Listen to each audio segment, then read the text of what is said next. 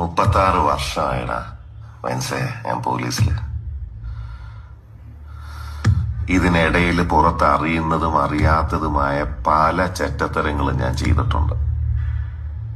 പക്ഷെ അതിനൊന്നും എനിക്ക് ഒരു റിഗ്രറ്റും ഇല്ലടാ.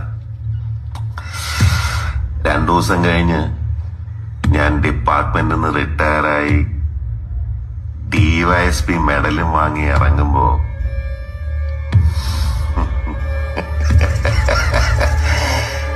ജോർജ് സാറ് പഴയ ജോർജ് സാറ് തന്നെയാണ്. നീ ആരെയാണ് ഈ പേടിപ്പിക്കുന്നേ? എന്നെ